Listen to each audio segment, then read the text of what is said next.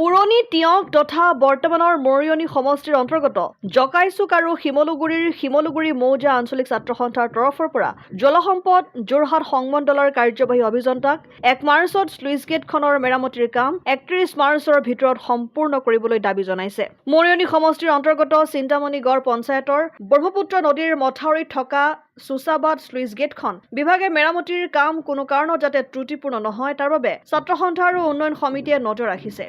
এই কামটো বাৰিষাৰ আগে প্ৰাককলন মতে মেৰামতি কৰি সম্পূৰ্ণ কৰিবৰ বাবে আহ্বান জনায়। অন্যথা কাম সম্পূৰ্ণ নহলে চিন্তামণিগড় ভগামুখ পূব টিয়ক বামুণপুখুৰী পঞ্চায়তকে ধৰি প্ৰায় 30খন গাঁও বাৰিষা জলমগ্ন হ'ব। আনহাতে গেটৰ সন্মুখত প্ৰাককলনত নাথাকিলেও স্লুইচ গেটৰ অৰ্থাৎ পথাৰৰ ফালে জাবৰ আহি প্ৰতি বছৰে গেটৰ সন্মুখ ভাগত জাবৰ লাগি ধৰি পানী বন্ধ হৈ পৰে। তাৰ বাবে গেটৰ সন্মুখত জাবৰ আহিব নোৱাৰাকৈ স্থায়ী ৰেলিঙৰ ব্যৱস্থা কৰি দিবৰ বাবে আহ্বান জনাইছে আছুৱে।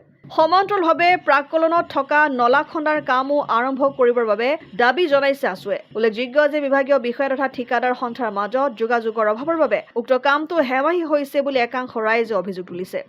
মৰিয়নি সমষ্টিৰ অন্তৰ্গত মকালনি সুচাবাটত ব্ৰহ্মপুত্ৰৰ মূল মথাউৰিত থকা সুচাবাটৰ চুইচ গেটখন বিভাগে জলসম্পদ বিভাগে মেৰামতিৰ কি কাম আবণ্টন দিছিল 1,31,00,000 টকাৰে।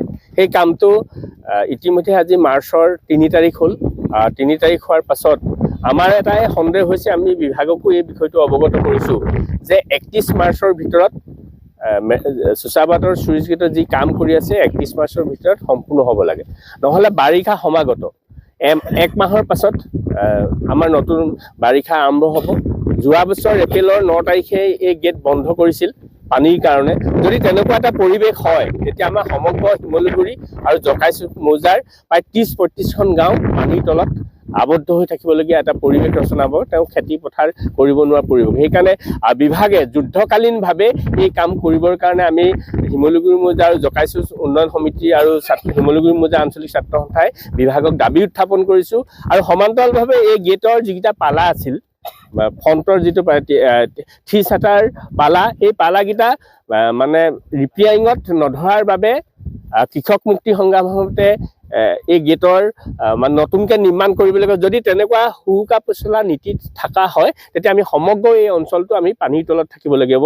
সেইকাৰণে আমি বিভাগক যোৱা 1 তাৰিখে এই বিষয়টো অৱগত কৰা হৈছে যে তৎকালীনভাৱে গেটৰ কাম যুদ্ধকালীনভাৱে কৰি 31 মাৰ্চৰ ভিতৰত আগত শেষ কৰিব লাগে। আৰু আমি যিসকল ইয়াত মিস্ত্ৰী আছে তেওঁলোকৰ মূল মিস্ত্ৰীৰ লগত আমি কথা পাতিছোঁ, তেওঁলোকক সুধিছোঁ কিমান দিন লাগিব গেটখন নিৰ্মাণ কৰিব।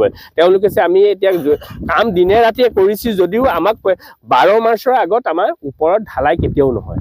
বহু মানে কষ্টৰ কাম আছে। তেওঁলোকে 12 মাৰ্চৰ ভিতৰত যদি ঢালে তাৰপিছত আৰু 15-20 দিন মানে এই ওপৰৰ ছাদখন ৰাখি থ'ব লাগিব, তাৰপিছতহে মাটিৰ কাম হ'ব। সেইকাৰণে ভাবিছোঁ কি কৌশলে হওক বিভাগে কৌশলপূৰ্ণ অৱলম্বন কৰি গেটখন 31 মাৰ্চৰ ভিতৰত কামটো সম্পূৰ্ণ কৰিবৰ কাৰণে আমি দাবী উত্থাপন কৰিলোঁ।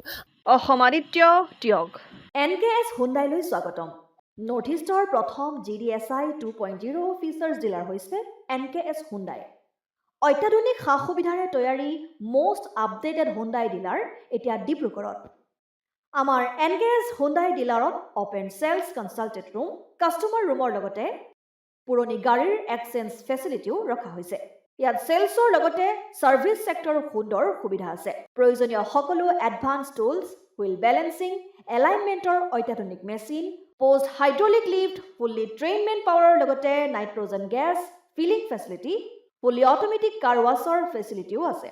লগতে NKS হুণ্ডাই ডিলাৰে কাষ্টমাৰসকলৰ সুবিধাৰ্থে মোবাইল ছাৰ্ভিচ ভেনৰো ব্যৱস্থা ৰাখিছে, য'ত হাইড্ৰলিক লিফ্ট, ৱাশ্বিং facility, wheel balancing, tyre pressure check কৰাৰ লগতে বহুখিনি সুবিধাই উপলব্ধ আছে।